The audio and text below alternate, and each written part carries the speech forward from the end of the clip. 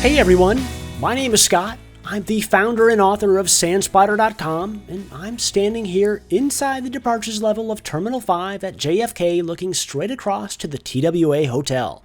If you know me at all, you'll know that hotel reviews aren't my thing. However, I'm totally willing to make an exception for this one, and I'm going to do my best to show you what it's like without hyperventilating from overexcitement.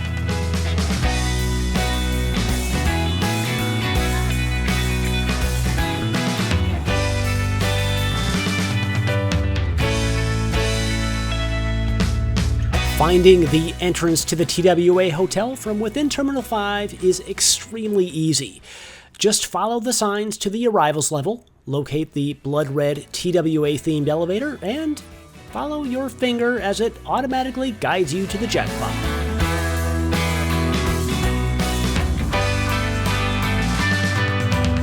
Okay, so this is interesting. When the elevator door opens, you'll find yourself in an exact replica of Jack Fry's office. And if you don't know who Jack Fry is, shame on you. Long story short, he was the president of TWA from 1934 to 1947. And this is his actual desk. Pretty cool, eh? I thought so, and we're not even in the actual hotel yet.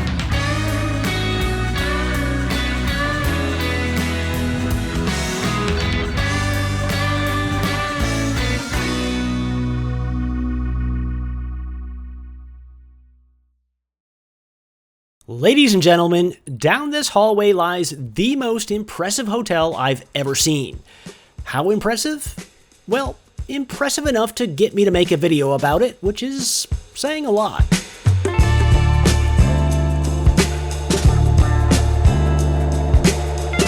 Oh my god.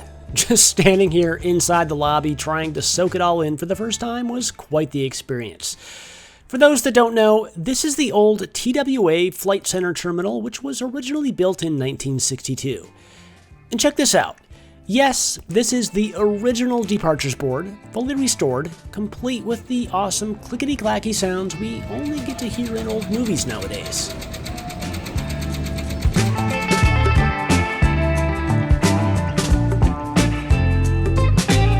Once I stopped hyperventilating and slowed down enough to get a good look at everything, it occurred to me that this felt more like a museum than it did a fully functioning hotel. That's totally fine by me, by the way.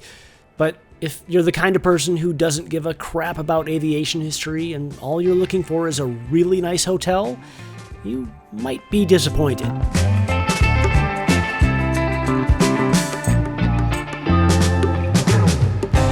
Oh, and I've got a little secret for you. If you're ever faced with a really long layover at JFK and you don't have lounge access, come hang out here in the lobby of the TWA Hotel. It's far more relaxing than any open area you're going to find within the terminals. Just don't tell anyone else about this, okay? We've got to do our best to keep this little secret all to ourselves.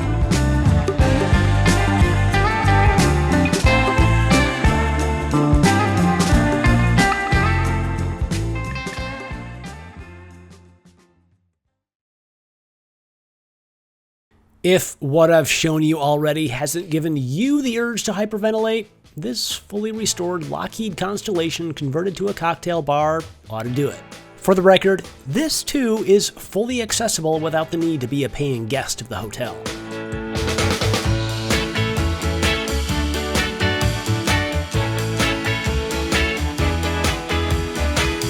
Officially referred to as the Connie, this Lockheed L-1649 Starliner wearing the TWA livery is easily the most impressive thing about this hotel experience. That's my opinion anyway. As a matter of fact, standing here next to this thing was the highlight of the week-long trip to Dubai and back that I was currently in the middle of.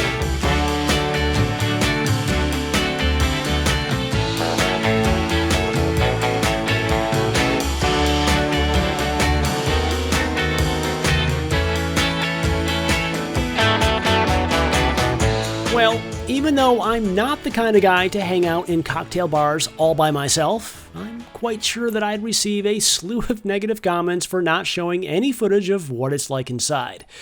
So here we go, slowly but surely, with another look at the wing to help calm the crippling social anxiety running through my veins.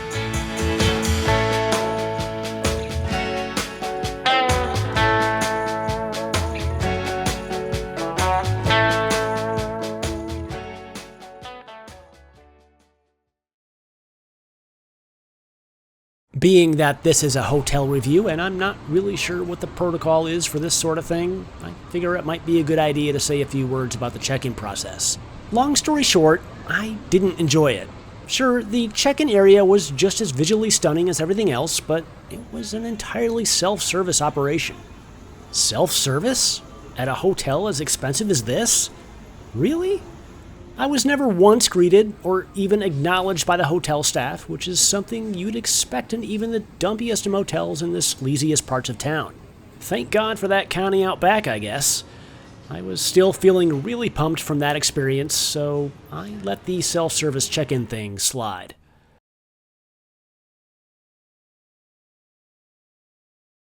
My room for the evening was in the Hughes Wing, which was perhaps the most awesome name of a hotel wing I've ever stayed in. I'm telling you what, the designers of this hotel absolutely nailed the details. And who knows? Maybe in 50 years they'll build an extension and call it the QFS Aviation Wing. I could see that happening.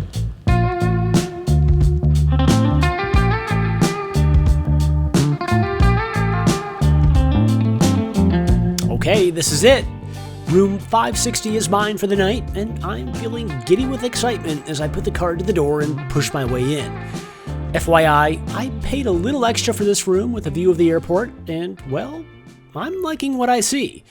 This particular room is directly across from the silver JetBlue sign, which greets all passengers arriving at Terminal 5, and it's gonna be real hard to pull myself away from this window.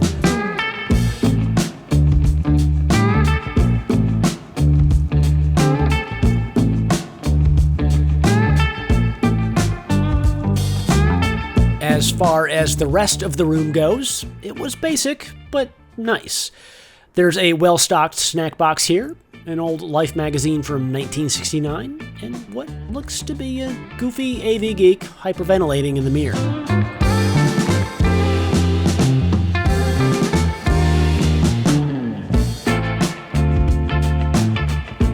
So, the attention to detail in this room was interesting. For example, this might look like a standard snack box filled with all the usual goodies, but check out that Etch-a-Sketch. And the best part, by far, was making the discovery that there was actually a can of Tab in the minibar. I didn't even know they still made that stuff.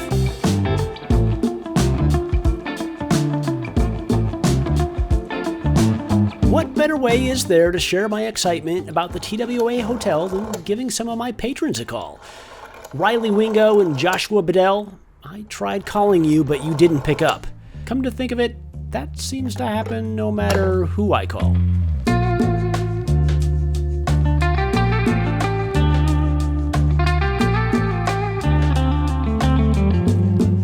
As far as TWA branding in the room goes, it was actually the bathroom that had the most of it. I guess that was the easiest place to integrate it since toilets are usually white, right? And check out these TWA liveried soap dispensers. Never in my life have I felt more anxious to take a shower.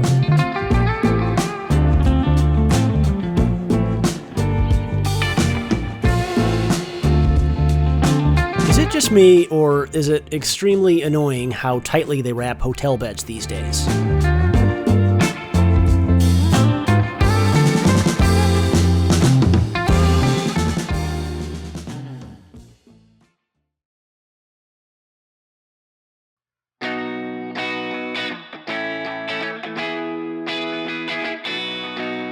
As far as quality sleep goes, I'd give my experience here at the TWA Hotel a solid 4 out of 5 stars. Though, looking at the aftermath, you'd probably think that I spent the entire night kicking and screaming. Good God, I'm a rough sleeper.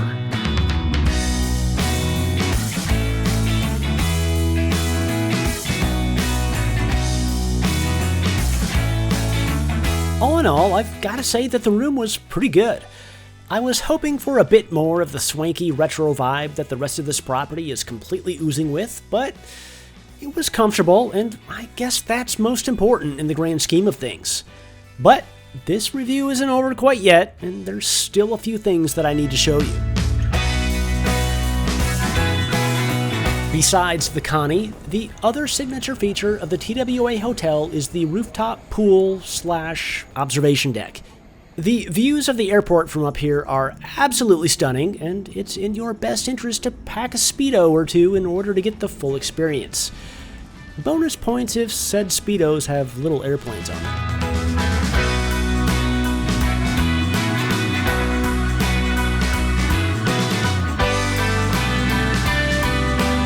There's also a food court on the main level if you're feeling hungry and you don't have the time or the money to eat in the main restaurant on level 2.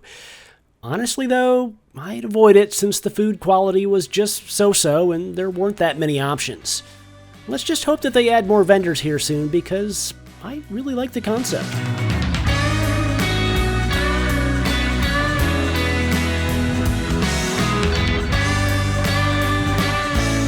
And that brings me to the very end of this quick and abbreviated review of the TWA Hotel. Is it perfect? No. Is it the most ridiculously awesome hotel I've ever stayed at? Yes, by far. In my opinion, the higher prices compared to other JFK airport hotels are absolutely justified, and this is now my default hotel whenever I need a quick one-night stay near JFK. As a matter of fact, I've already got another reservation coming up soon. Thanks for watching, and I'll catch you again next week with an airline review that tested both my patience and my sanity. It's gonna be a doozy.